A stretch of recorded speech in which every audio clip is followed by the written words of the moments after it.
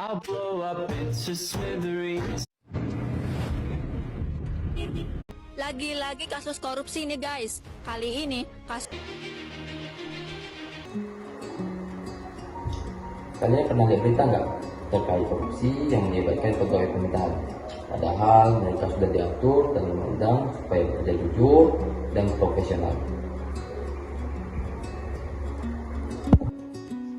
Jadi, dalam Undang-Undang Nomor 5 Tahun 2014 tentang aparatur sipil negara, tujuan utama ASN itu ada di pasal 3, yaitu menciptakan pegawai profesional, netral, dan bebas dari korupsi, kolusi, nepotisme.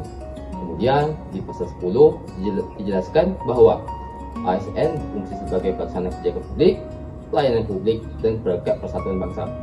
Selain itu ada juga sistem merit di dalam pasal 1 angka 2 dan diperkuat di pasal 51, yaitu sistem yang menilai ASN berdasarkan kualifikasi, kompetensi, dan kinerja, bukan karena kedekatan. Tapi kenyataannya masih banyak penyimpangan, misalnya jual beli jabatan, promosi karena kedekatan, ASN terlibat korupsi. Padahal dalam pasal 72 dan pasal 73 dijelaskan bahwa promosi dan mutasi harus dilakukan secara objektif berdasarkan kompetensi, kinerja, dan kebutuhan organisasi.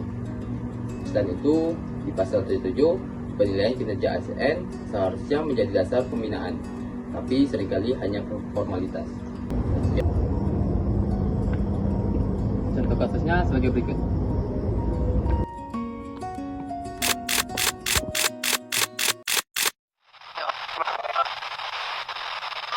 Dan pelayanan publik di Indonesia sering diibaratkan sebagai mesin raksasa penggerak pemerintahan yang bercitra lamban, boros, korup, dan ruwet.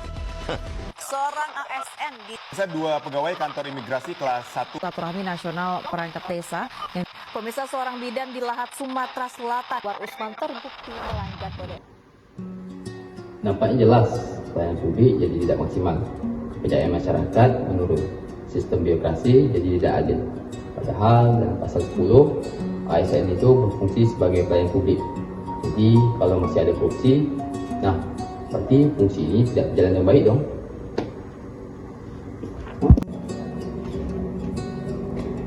Contohnya di berbagai daerah di Indonesia masih temukan kasus jual beli jabatan dan korupsi dalam pengadaan barang dan jasa. Ini menunjukkan bahwa aturan sudah ada, tapi implementasinya masih lemah.